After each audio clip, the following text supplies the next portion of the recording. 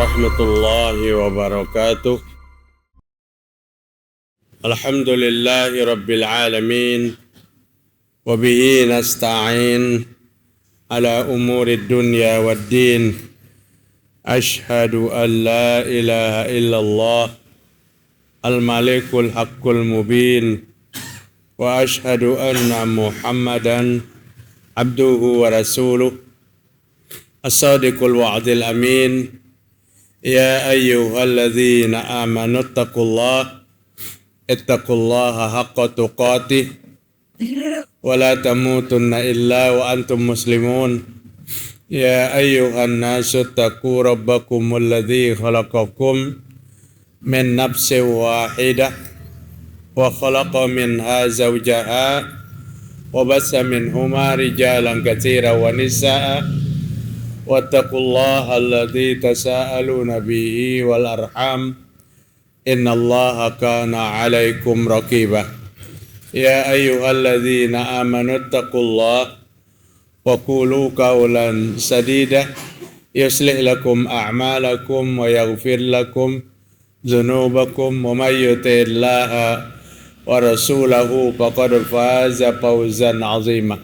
Fa inna asdaqal haditsi kitabullah wa khairil huda huda Muhammad sallallahu alaihi wasallam wa syarrul umuri muhdatsatuha wa kullu muhdatsatin bid'ah wa kullu bid'atin dhalalah wa kullu dhalalatin finnar.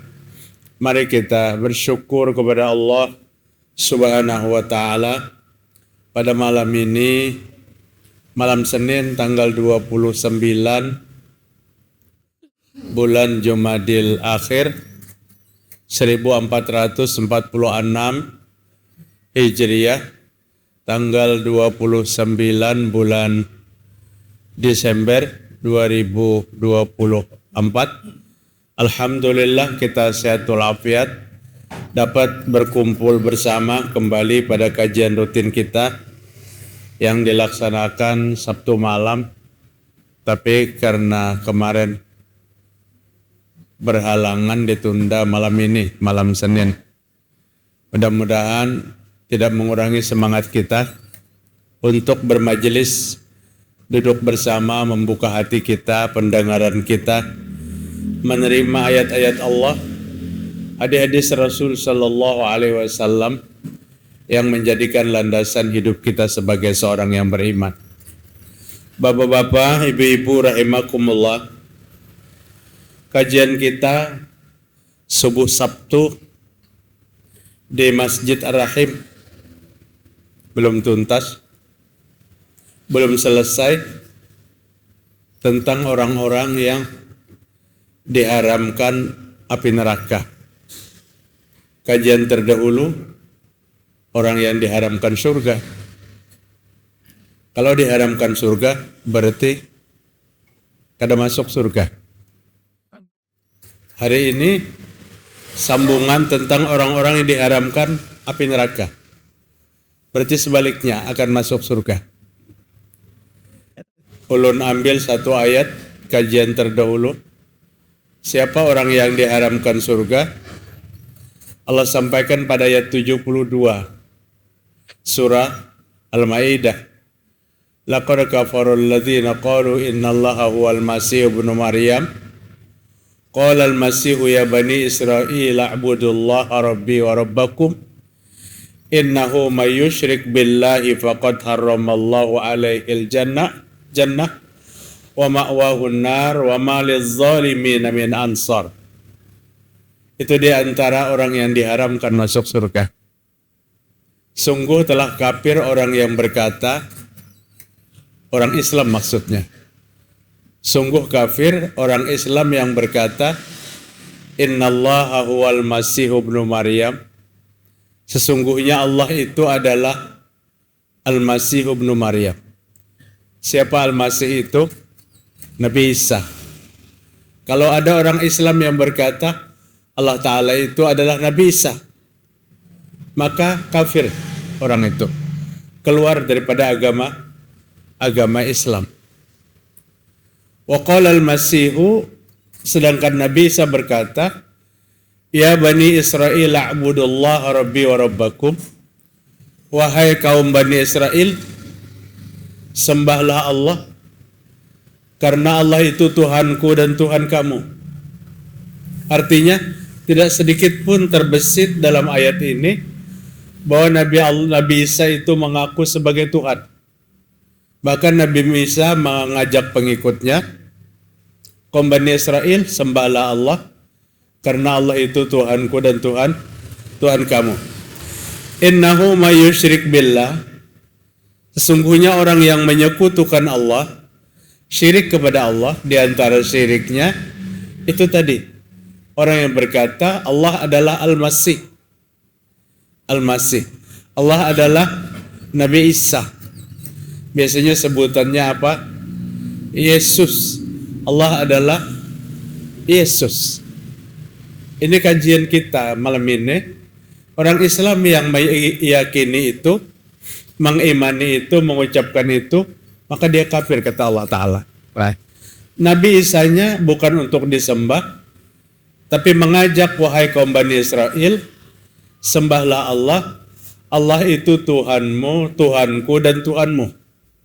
Nabi Isa mengajak bahwa sama-sama kita bertuhan kepada Allah Ta'ala.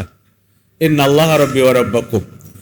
Innahu may yusyrik billah, orang yang menyekutukan Allah Ta'ala, syirik kepada Allah, mengatakan Allah itu lebih daripada satu, satu dalam tiga, tiga dalam satu, 73 Al-Maidah. Innallaha salisu salasa. Kafir orang yang berkata sesungguhnya Allah satu unsur daripada Trinitas, juga tidak keyakinan kita. Kada boleh kita meyakini seperti itu. Itu bentuk kesyirikannya yang disampaikan oleh Allah Ta'ala. Faqad haramallahu alaihil jannah. Kalau ada yang berkeyakinan seperti itu, maka Allah mengharamkan surga. Surga itu diharamkan kepada orang yang kafir. Kalau kepada orang Islam, sekalipun hanya mengucapkan 2 kalimat syahadat, masih ada harapan. Dalam waktu yang lama, mungkin pada satu kesempatan, habis siksanya, dimasukkan ke surga. Tapi manakala Allah sampaikan, Allah mengharamkan surga, sama sekali kada masuk surga. Artinya, ini yang bujur-bujur dianggap seperti orang yang kada pernah mengucapkan syahadat. Kenapa? Karena syahadatnya gugur. Syahadatnya gugur pada saat dia mengatakan, Allah itu adalah bagian daripada Trinitas, atau Allah itu adalah Al-Masih, Al-Masih ibnu Maryam. Nah, pada malam hari ini menyambung kajian subuh Sabtu, orang yang diharamkan masuk neraka, sebaliknya. Kalau tadi orang yang diharamkan masuk surga, pasti masuk neraka. Ini orang yang diharamkan masuk neraka, pasti masuk surga. Boleh kita menganggap satu kepastian, tapi bukan pendapat kita. Manakala yang kita angkat ayat Al-Quran dan hadis sahih, boleh kita sampaikan. Jaminan-jaminan dari Nabi Muhammad Sallallahu Alaihi Wasallam. Nabi menjamin masuk surga. Kenapa kada boleh disampaikan? Boleh. Nang kada boleh itu kita mengklaim orang lain melihat perbuatannya. Oh, melihat gawian piannya kada ada potongan masuk surga. Itu nang kada boleh. Seolah-olah kita pemilik surga itu, atau kita yang menentukan orang itu masuk surga. Ada beberapa macam golongan manusia yang Allah Ta'ala dimaharamkan masuk neraka. Kada masuk neraka sama sekali. Di antaranya adalah sebuah hadis yang berbunyi, Man shalla fil yomi isnai asyarata raka'atin haramallahu lahamahu alan nar. Hadis diriwayatkan Imam Tirmidzi, An-Nasai, Ibnu Majah, dan Syekh Albani mensahihkan hadis ini. Siapa yang sholat setiap hari 12 rakaat? Kalau sholat 5 waktu berapa rakaat? 17. Kalau ini 12 berarti bukan sholat 5 waktu. bukan salat 5 waktu. Artinya tidak mengutak-atik salat 5 waktunya tetap itu ibadah pokok. Tapi ada salat yang menyertai salat 5 waktu. Namanya qobliyah atau ba'diyah. Qobliyah atau ba'diyah. Ada 2 salat yang ada qobliyahnya. Ada 3 salat yang ada ba'diyahnya. 2 salat yang ada qobliyahnya, 3 salat yang ada ba'diyahnya. Kalau di sini Nabi menghitung 12 rakaat, berarti qobliyah zuhur 4, ba'diyah zuhur 2. 6 jumlahnya. Kemudian ba'diyah maghrib 2, ba'diyah isya 2. 10. Tambah qobliyah subuh 2. Artinya 12 rakaat. Ini dari siapa? Anas bin Malik dan dari Ummu Habibah. Ummu Habibah, istri Nabi Muhammad SAW, mengatakan siapa yang mengerjakan 12 rakaat sehari, maka Allah membangunkan rumah di surga. Artinya pacangan tinggal dan diam di surga. Orang mengerjakan 12 rakaat. Ya tentu syaratnya kadang menghilangkan nang 17. Nang 17 ini salat wajibnya. Kayak apa dapat qobliyah ba'diyah? Amun salat wajibnya kada digawe. Jadi ada qobliyah zuhur lawan ba'diyah zuhur karena ada salat zuhurnya. Kayak apa mendapatkan yang 12 itu tanpa mengerjakan yang wajib. Jadi yang wajib itu pokok 12 rakaat. Kemudian yang 12 ini adalah rawatib namanya. Rawatib ini dikerjakan Nabi di rumah. Jarang sekali Nabi mengerjakan sunnah rawatib itu di masjid. Kenapa? Karena jarak rumah Nabi dengan Masjid Nabawi 26 meter jaraknya. Keseberang?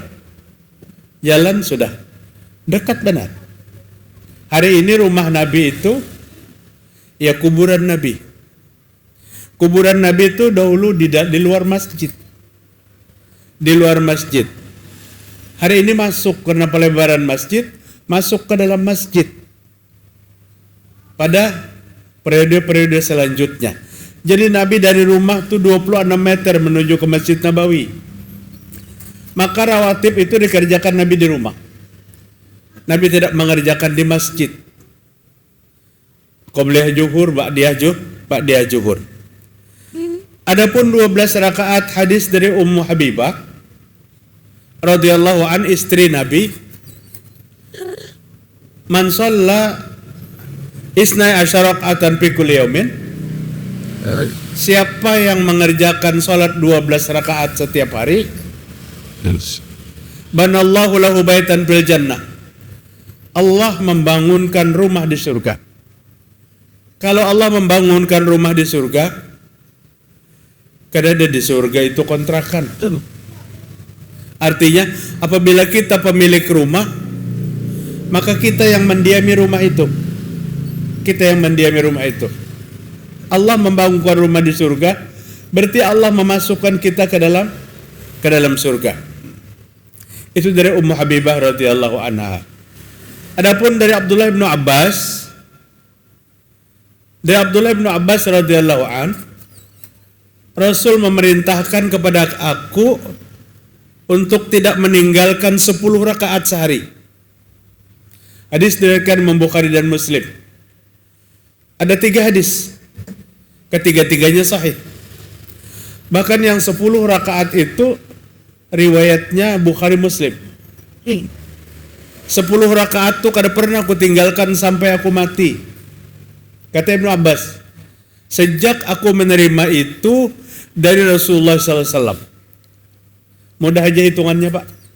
10 rakaat itu tinggal mengurangi 2 rakaat pada qobliyah zuhur. Qobliyah zuhur potong 2 rakaat. Artinya 2 rakaat sebelum zuhur, 2 rakaat sesudah zuhur. Yang lainnya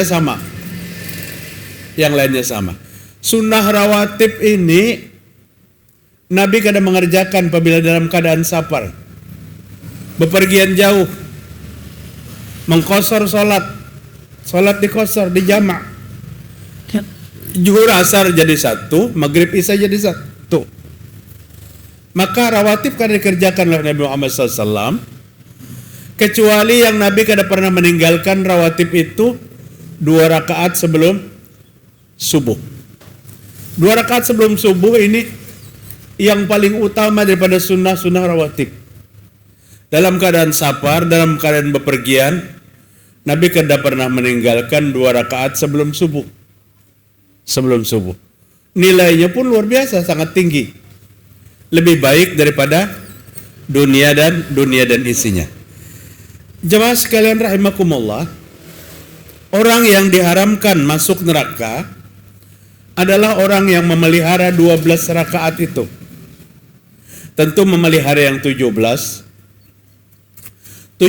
ditambah 12 di antara sholat 5 waktu. Kemudian dalam hadis yang diriwayatkan Imam Bukhari yang disampaikan oleh Abu Hurairah radhiyallahu an, beliau berkata, apa? Man tabarrat qadamahu fi sabilillah haramallahu 'alan nar. Hadis diriwayatkan Imam Bukhari 865 nomor hadis. Debu-debu yang nempel di kaki orang yang berjuang di medan perang itu pasti tidak akan bersentuhan dengan api neraka. Artinya manakala para sahabat itu berjuang di medan perang, pasti berdebu. Karena medannya Makkah, Madinah dan sekitarnya itu padang pasir. Yang dapat kita lihat sampai hari ini adalah medan perang di areal Uhud. Yang hari ini medan perang itu menjadi apa? Menjadi kuburan 70 syuhada. Kalau di situ terjadi pertempuran antara berhadap-hadapan kuda dengan kuda, unta dengan unta, pasti medan perang itu akan menerbangkan debu-debu dan menjadikan debu-debu itu melengket di pakaian prajurit yang berperang. Maka kata Nabi Muhammad SAW, debu yang lengket di kaki pejuang itu tidak disentuh oleh api neraka. Itu pangbahari itu sahabat, setiap sahabat sama doanya, mudahan mati syahid. Semuanya para sahabat berdoa mudahan mati syahid. Tapi tidak semuanya Nabi kabulkan. Ada beberapa sahabat yang mati syahid, ada beberapa sahabat yang tidak. Pada saat Nabi menaiki gunung Uhud, Jabal Uhud, itu gunung yang paling tinggi dan paling panjang, panjangnya 8,5 km. Kenapa dikatakan Uhud? Karena gunung itu menyatu dari satu ke satu, jadi satu kesatuan. Nabi sampai naik ke atas gunung Uhud. Kita nang ziarah, bulang-bulik ke situ, kada kau naik pak. Paling kita naik di Jabal Rumat, ada anak dari gunung Uhud yang agak rendah. Di waktu Nabi berperang Uhud, Nabi menempatkan pemanah 50 orang. Tapi Nabi naik ke Jabal Uhud. Gunung Uhud itu bergoyang, bergembira. Diinjak oleh Nabi Muhammad SAW. Bergoyang gunung Uhud. Dalam riwayat yang sahih, salah satu di antara tempat yang diangkat ke surga adalah gunung Uhud. Dan tempat yang kedua adalah Raudah. Raudah dan gunung Uhud tempatnya di dunia, tapi nanti menjadi hiasan di surga. Gunung Uhud itu, Nabi masuk ke atas, naik ke atas gunung Uhud. Gunung Uhud itu bergoyang saking gembiranya. Apa kata Nabi Muhammad? Uskut ya Uhud, diam wahai gunung Uhud, diam. Sesungguhnya yang berada di atasmu seorang nabi, seorang siddiq, dan 2 orang syahid. Jadi nang ada di atas sikam ni Nabi ada. Tentu Nabi Muhammad sallallahu alaihi wasallam.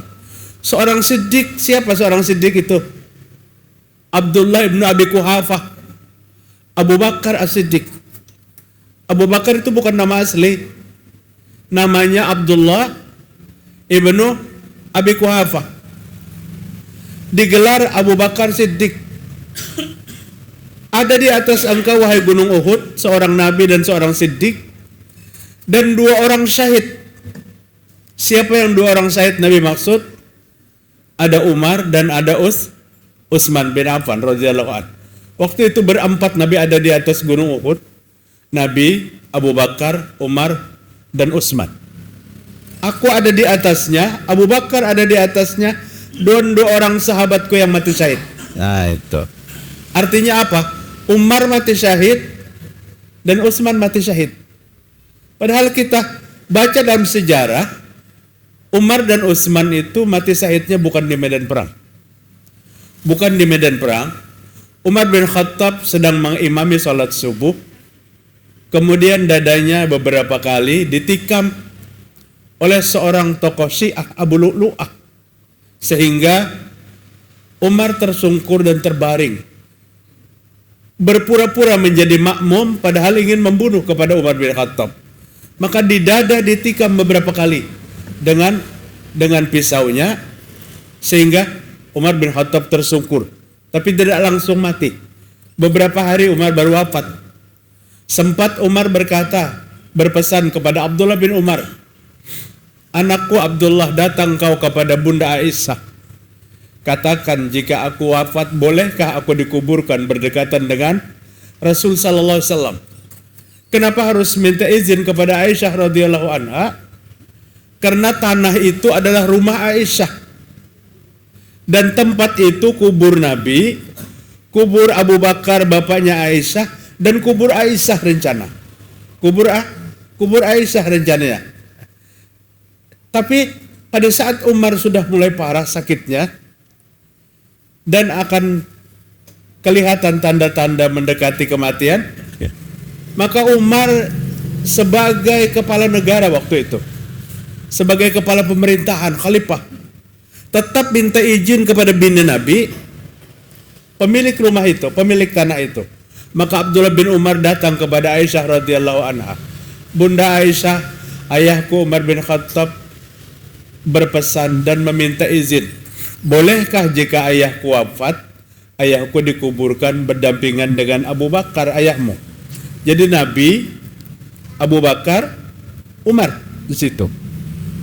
Tidak berpikir panjang Aisyah radhiyallahu anha. Padahal tanah Alkah itu diperuntukkan untuk Aisyah. Maka Aisyah mengizinkan.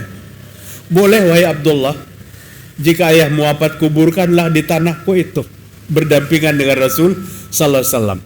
Sehingga pada saat Aisyah wafat, kada ada jalan lagi untuk menguburkan di tempat itu. Maka Aisyah radhiyallahu anha dikuburkan di mana? Dikuburkan di Baqi. Dikuburkan di Baqi.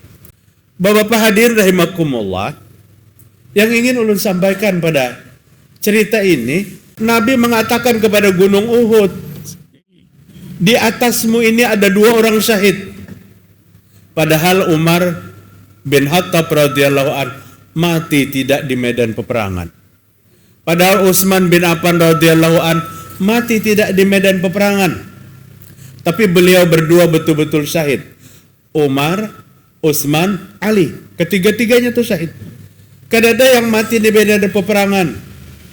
Umar meninggal beberapa hari setelah sholat subuh yang ditikam oleh orang-orang Syiah. Hari ini kuburan Abu Lu'lu'ah, pembunuh Umar bin Khattab, oleh orang Syiah diziarahi, ditawafi, dikeliling kuburannya. Maka bapak-bapak hadirin rahimakumullah, tidak bisa kita mengatakan bahwa Syiah itu hanya mazhab yang berbeda. Tidak. Kalau kita katakan kita berbeda mazhab dengan Syiah, tidak benar. Kalau mazhab itu arba'ah, Imam Hanafi, Imam Syafi'i, Imam Maliki, dan Imam Ahmad ibn Hanbal. Perbedaan-perbedaan furu'iyah, cabang-cabang kecil dalam agama. Tapi perbedaan kita dengan Syiah bukan berbeda mazhab, tapi berbeda iman. Berbeda iman. Bapak dapat menebak sendiri, menyimpulkan sendiri. Kalau iman yang berbeda itu apa? Apakah agamanya sama? Tidak. Tidak sama agamanya. Orang masuk Islam cukup dengan mengucapkan 2 kalimat syahadat. Asyhadu an la ilaha illallah wa asyhadu anna Muhammad Rasulullah. Tapi kalau orang masuk ke dalam agama Syiah, itu persaksiannya macam-macam. Asyhadu an la ilaha illallah wa asyhadu anna Muhammad Rasulullah wa asyhadu anna Ali waliullah wa asyhadu anna Abu Bakrin wa Umar finnar. Dan bersaksi bahwa Abu Bakar dan Umar masuk neraka. Orang Syiah itu benci benar kepada Abu Bakar dan Umar.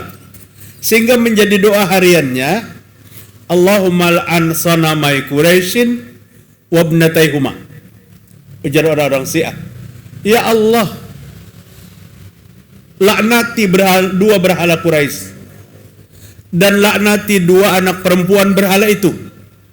Saking bencinya kepada Abu Bakar dan Umar. Menyebutkan Abu Bakar bukan sahabat, tapi berhala. Laknati berhala Quraisy, 2 berhala Quraisy, Abu Bakar, Umar. Laknati 2 anak wanita keduanya. Siapa anak wanita keduanya?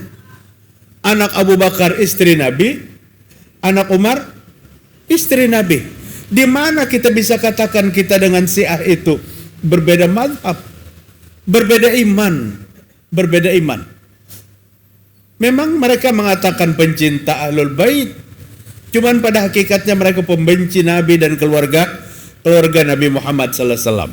Jadi mati syahid berjuang di medan perang itu adalah tidak disentuh oleh api neraka.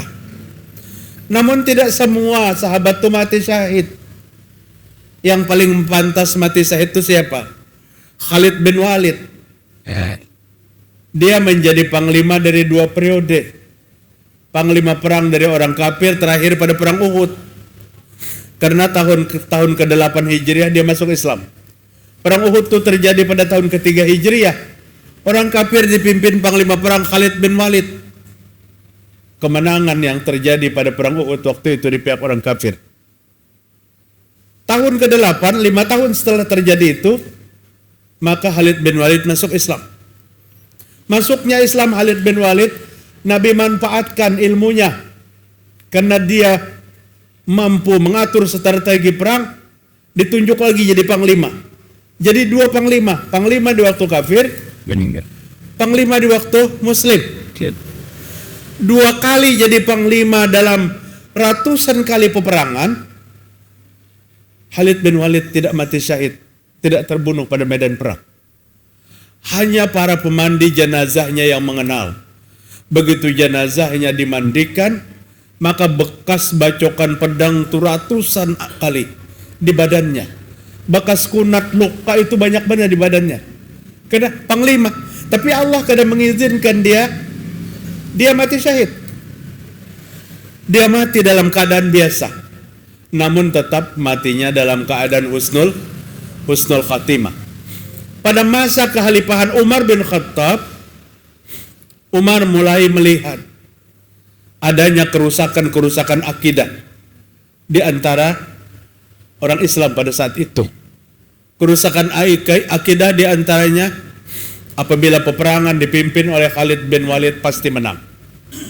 Sudah terlindung. Allah yang mengatakan, laqad nasarakumullahu bi Badri wa antum adillah. Sungguh Allah telah menolong kalian wahai pasukan Badar. Kalian dalam keadaan lemah. Seolah-olah peperangan itu tidak tergantung lagi dengan pertolongan Allah.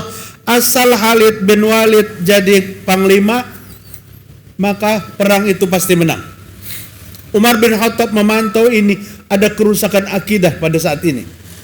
Dan mau kada mau, panglima Khalid bin Walid harus dicopot. Harus diganti dengan yang lain. Supaya pemikiran rusaknya keyakinan itu tidak ada. Banyak orang yang mengatakan kenapa Umar mencopot Khalid bin Walid karena panglima, karena ada dendam. Tidak. Sahabat itu memiliki hati yang bersih. Tapi jika kada dicopot dari panglima, akan berlanjut paham yang kada baik itu. Apabila Khalid bin Walid memimpin perang menang. Tidak benar. Maka Khalid bin Walid pun di waktu Umar menyatakan, di waktu Umar menjadi khalifah, mencabut dari panglima dan mengganti dengan sahabat yang lain, maka beliau maklum. Terjadi kerusakan-kerusakan keyakinan pada saat itu. Jamaah sekalian rahimakumullah. Lamun di wadah kita, lebih daripada itu. Hendak tulak berjuang ke perbatasan, harus mandi dahulu. Maka mandinya di mana? Di Sungai Andai. Mandi dua ada Ustaz Masudi. Ulun aja kadang-kadang dimandi ya kan? Kan ada mandi-mandian tuh. Artinya ini lebih rusak lagi. Lebih rusak lagi. Kalau di zaman Umar bin Khattab ini dimarahi habis-habisan. Nah, jamaah sekalian rahimakumullah, maksud ulun yang berkecimpung dalam peperangan pun tidak mati syahid. Nabi Muhammad SAW di mana beliau mati? Di pangkuan istri tercinta Aisyah radhiyallahu anha. Abu Bakar Siddiq di mana beliau mati? Di tempat tidur pada saat sakit panas 15 hari. Umar bin Khattab mati syahid pada saat dia mengimami salat subuh. Ditikam oleh orang-orang Syiah dadanya. Utsman bin Affan mati syahid pada bulan Ramadan pada saat beliau sedang membaca Al-Quran. Ditikam oleh musuhnya. Ali bin Abi Thalib mati syahid di Kufah pada saat beliau turun dari rumah menuju ke masjid salat subuh berjamaah. Khalifah Ali dihadang oleh Abdurrahman bin Mulzam, seorang khawarij yang ingin membunuh Ali bin Abi Thalib, dan berhasil. Dibunuhnya Ali di perjalanan di waktu berangkat salat subuh. Itulah syahid-syahidnya. Karena tentu di medan peperangan. Yang dibicarakan dalam hadis ini tidak bersentuhan api neraka dengan debu-debu yang nempel di kaki orang yang berjuang di jalan Allah Subhanahu wa taala. Artinya apa? Nabi menjamin la yadkhulun nar man syahida ghazwata badrin. Kada akan masuk neraka orang yang ikut perang Badar. Berapa prajuritnya perang Badar itu? Perang perdana 313. Semuanya masuk surga. Itu perang pertama. Al-Quran banyak sekali berbicara tentang perang Badar. Di antaranya Allah katakan laqad nasarakumullahu bi badri wa antum adillah. Allah memberikan pertolongan pada perang Badar dan kamu waktu itu dalam keadaan lemah, loyo. Kenapa lemah loyo? Pasukan tidak seimbang. Pasukan muslim 300, kafir 1000. Pasukan muslim prajuritnya semuanya berpuasa dan puasa perdana. Puasa diwajibkan pada tahun kedua Hijriyah. Perang Badar itu pada tanggal 17 Ramadan. Jadi separuh sudah puasa masuk, terjadi perang Badar. Pen dapat bayangkan nang bahari kada yakhruju min ainaihi dumu'un wa in kana misla ra'siz zubab min khasyatillah. Apa kata Nabi Muhammad SAW? Tidak ada seorang hamba Allah yang beriman, orang beriman maksudnya. Jadi tidak ada seorang hamba Allah yang beriman yakhruju ainaihi dumu'un, yang keluar dari dua matanya air mata. Orang beriman menangis. Wa in kana misla ra'siz zubab, sekalipun air mata yang keluar hanya seperti kepala lalat. Kada terlalu banyak, kada terlalu deras, kada lawas, tapi sempat keluar air mata seumpama kepala lalat. Tapi air matanya keluar itu apa? Min khosyatillah, karena takut kepada Allah Subhanahu wa taala. Karena takut kepada Allah Subhanahu wa taala. Summa tusibu syai'an min hurril wajhi illa haramallahu 'alan nar. Yang air matanya itu meleleh di pipi. Meleleh di pipi. Melainkan Allah haramkan wajahnya disentuh oleh api neraka. Kada ke medan perang, kada berjuang, tapi pernah menangis Karena takut kepada Allah. Bapak-bapak, ini kalau kita duduk dengan penuh khusyuan, menengok 30-40 tahun yang lewat, pelanggaran yang banyak, kajian agama yang sangat terbatas, ilmu yang kada mumpuni lagi waktu itu, disuruh orang menggawi nangka ini digawi, padahal itu terlarang. Ingat kita dosa kita masa lalu, kemudian selama ingat dosa masa lalu, menangis kita di kesendirian, di kesepian. Rajulun da'at rajulun zakarullah khalian wa fadat aina. Laki-laki yang duduk di tempat yang sepi, maka menangislah air mata, keluarlah air matanya. Kenapa? Karena takut kepada Allah Subhanahu wa taala.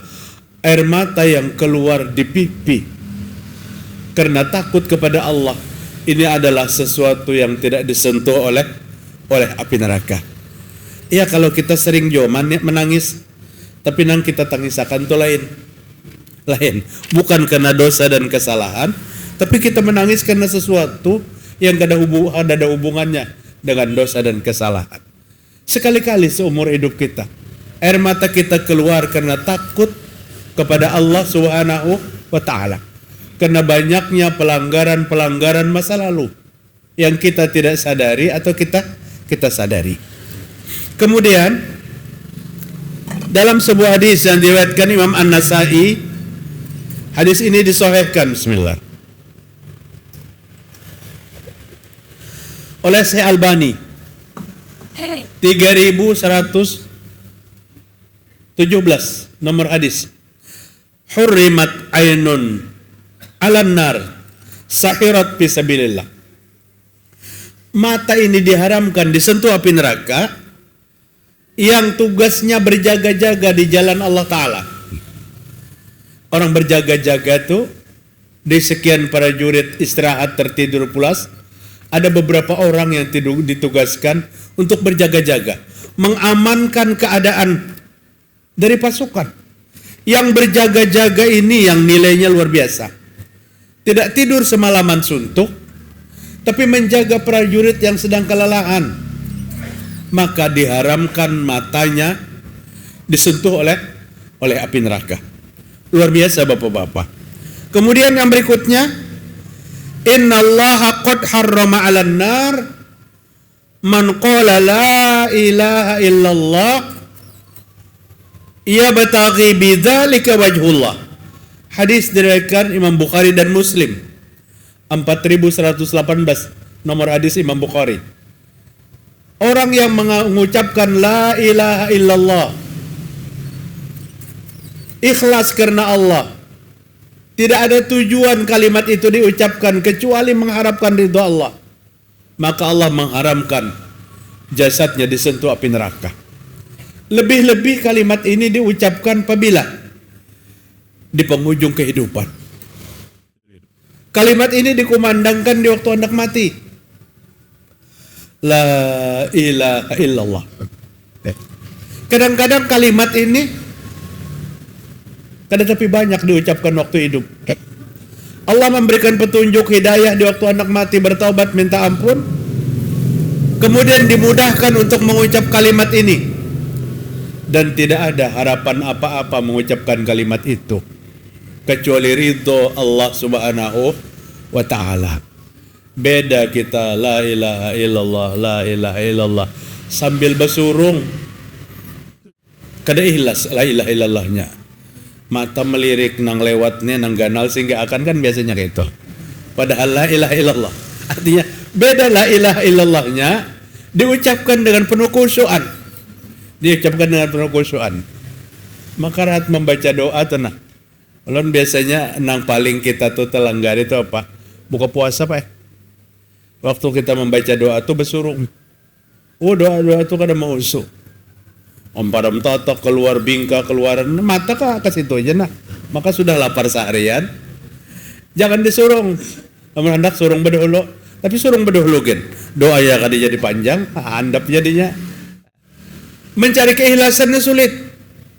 Tapi kalimah la ilaha illallah yang ikhlas, maka Allah mengharamkan api neraka. diharamkan oleh Allah disentuh oleh api neraka. Bapak hadirin rahimakumullah. Dalam hadis yang berikutnya, hadis yang terakhir, siapa yang diharamkan api neraka itu? Salah satun man kunna faqad fi hurrima alaihin nar. Ada 3 golongan manusia yang diharamkan api neraka. Wa hurrima nar alaihi, dan neraka diharamkan menyentuhnya. Kada disentuh api neraka dan neraka diharamkan menyentuhnya. Adalah al-imanu billah, orang yang beriman kepada Allah. Memperbaiki iman itu hubungannya dengan apa? Dengan tersiksa atau tidak. Allah menyiksa orang-orang yang tidak beriman. Tapi orang yang memperbaiki iman tidak akan disiksa oleh Allah Ta'ala. Dan la ilaha illallah adalah kalimat tauhid. Kalimat yang dimana manusia itu beriman kepada Allah Ta'ala. Memperbaiki keimanan. Tidak disentuh oleh api neraka. Kemudian wahubballah, dan mencintai Allah Ta'ala. Wahubballah, mencintai Allah Subhanahu wa Ta'ala. Wahubballahi wa ayyulqa finnar fayuhriqa ahabba ilaihi min an yarji'a fil kufri. Dan mencintai Allah Subhanahu wa Ta'ala tidak akan disentuh api neraka. Dan orang yang tidak disentuh api neraka, dan orang yang tidak mau kembali kepada kekafiran setelah Allah menyelamatkan. Setelah Allah selamatkan, kada mau lagi berbulik kepada kafir. Orang yang tadinya tidak beragama Islam kemudian masuk agama Islam, tidak lagi mau kembali kepada kekafiran setelah diselamatkan oleh Allah Ta'ala.